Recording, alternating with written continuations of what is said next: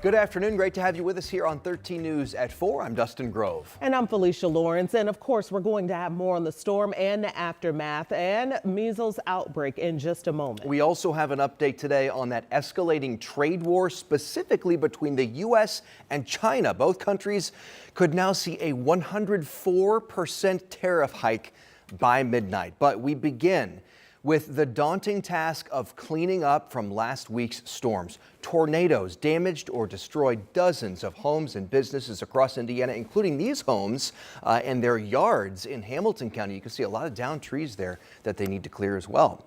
Karen Campbell spent the day in Carmel following crews as they worked to clear that debris. And she also spoke with a woman who says she is thankful that she and her husband, caught in the middle of that tornado, survived. Crews in the city of Carmel still clearing debris 6 days after confirmed reports of a tornado swept through the area, uprooting trees and damaging homes. On Tuesday, crews clearing the mess left behind on Edenwoods Place. We're going as fast and efficiently as we can, safely, and just going down the list as they call it in. We're going and responding, and everybody, it's a team effort, and we're getting it done.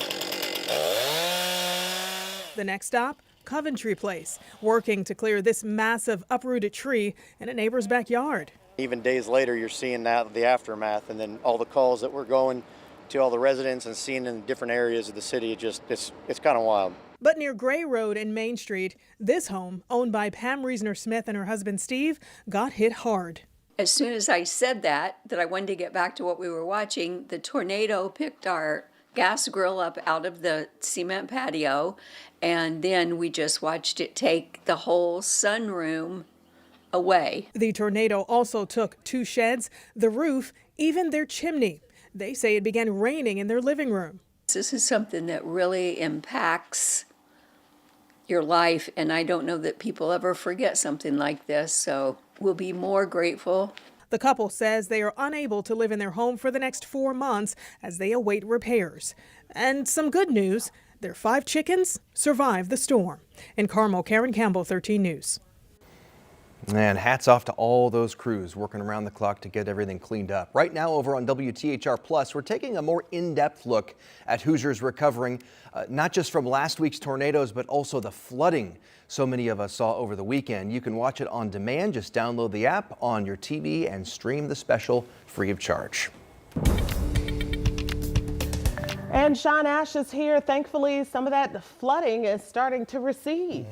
Yeah, no, there were big problems, especially down in Columbus. State Road 46 was closed for a while. You can't see it from this view. They kind of repositioned it, but that is I-65 at Columbus. Okay.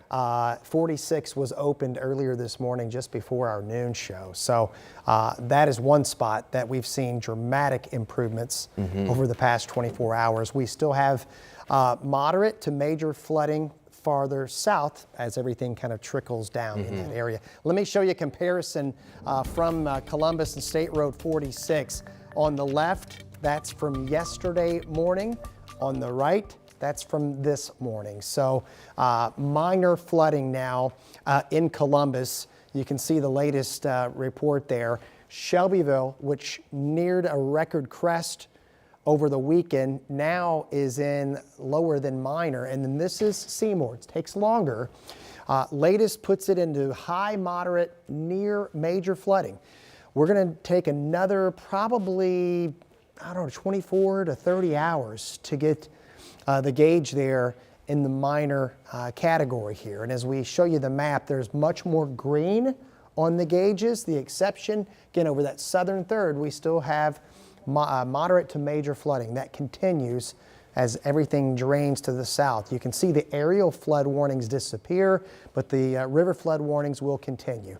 We've had sunshine. We've needed every bit of it, but our wind chills are still parked in the 30s here. So a deceivingly bright day, cool day after that cold start this morning. This high is going to give us some nice weather, but it will also bring another freeze warning for tonight. Okay, I'll show you that. And then back to the west of us, that is our rain player coming in for tomorrow.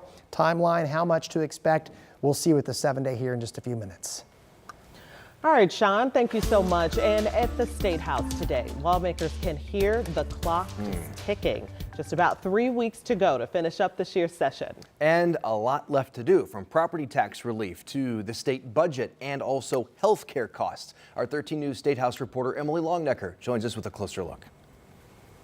Yeah, this is a make or break week for bills if they have any hope of getting over the finish line. Thursday is the deadline for bills to be heard in committee in both the House and the Senate. If those bills don't get called in committee, they're most likely dead in the water. It's a busy week at the Indiana State House with the final week of committee hearings. This morning, lawmakers on the House Insurance Committee unanimously passed Senate Bill 480 out of committee after it was amended.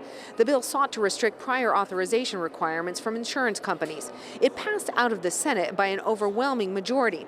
Today, an amendment to the bill dealt with a situation where doctors doing a procedure on a patient discover another procedure is also needed at the same time. Under the amendment, doctors would have to give an insurance company a reason why they felt the second procedure was necessary. Another part of the amendment requires insurance companies reviewing a request for a procedure to have a doctor of the same level of expertise as the doctor making the request. And this was just one of many bills heard today by committees. Now, coming up tonight at 5:30, I'll tell you about another bill that did not get a committee hearing and why it looks like its time has run out, at least for this session anyway. At the Indiana State House, Emily Longnecker, 13 News. All right, Emily, thank you. Now to another big story today, that is the measles. We've been watching this outbreak spread across parts of Texas and New Mexico, and just this week, Indiana's state health department confirmed the first case of the year here in this state. Now, it involves an unvaccinated child in Allen County who is stable and recovering. And health officials are working to figure out if there are additional cases. They tell us because measles is so easily spread, one single case is considered an outbreak. The National Foundation for Infectious Diseases says about 1 in 5 unvaccinated people here in the U.S. who get measles will be hospitalized. 1 out of every 1,000 with measles will develop brain swelling, which could lead to brain damage. And 1 to 3 out of every 1,000 people with measles will die even with the best care. For adults, if you were born after 1957, chances are you're vaccinated with both doses. But if you think you're not or lost your vaccination records, you can take a test, and there's a booster available. If you were born before 1957, you probably had it as a child, which gives you natural immunity. You can always talk to your doctor about a booster if you're interested. And joining us now to talk more about this is infectious disease expert Tom Dazinski from IU's Richard Fairbanks School of Health. Thanks so much for being here again. Thanks for the opportunity. Yes, and this is highly contagious. Isn't the risk to the public, though, is it very low? How concerned should they be? Well, every time there's a case, especially here in Indiana, that risk goes up, right? Because of it's so contagious. Like a single person could potentially infect 12 to 18 other people that are unprotected. Right, so it's very contagious. And our neighboring states are also reporting cases. Ohio, about a dozen or so cases there. I know Kentucky also, and you were saying a number of other states as well. Yeah, up to 22 other jurisdictions across the country are now seeing measles cases for more than, I think, 600 plus cases now across the country with 3 unfortunate deaths.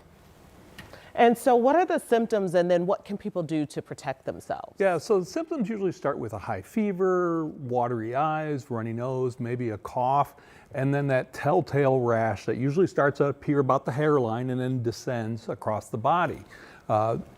Typically, most people will tolerate that well. There is some supportive care. Up to 20% could be hospitalized, especially very young. And the best way to protect yourself is get vaccinated, right? We want 2 doses of the MMR vaccine before age 6. And the last time you were here talking about the measles, we talked about herd immunity and how in Indiana, have we reached that herd immunity yet, or are we hovering around it? We're hovering. We're not quite there. It depends county by county because every county has a little bit different vaccination rates. But when we look statewide, we are getting closer to that herd immunity. And that's the idea that we could vaccinate enough people for those that can't be vaccinated, whether they're immunocompromised or allergic to a component in the vaccine, we can protect them from getting the measles. So we're close to that, and yet you hear the cases that are being reported in a growing number of states. How concerned are you? You've told me before, one case is cause for concern, but how much more concerned are you that we're seeing these cases pop up here and there in a number of other states? Yeah, last year we had 284 cases total for the entire year, and now we're well over 600 already, right? So every time a new case comes up, I always worry about, well, how many more from that one case? Because we see this spread so easily among the unvaccinated communities. And because of that, then we're getting the complications of hospitalizations and unfortunately deaths that are associated with it. So anytime there's a case, we get concerned. We only have a few seconds left. What would you tell those parents who are just concerned with vaccine safety? Talk to your doctor, talk to your provider, a trusted health official. That's probably the best information that you're going to get around vaccines. Vaccines are safe and effective. All right, Tom Dazinski, as always, thank you for being here. Really appreciate your My help. pleasure. Thanks for the opportunity. We'll be right back.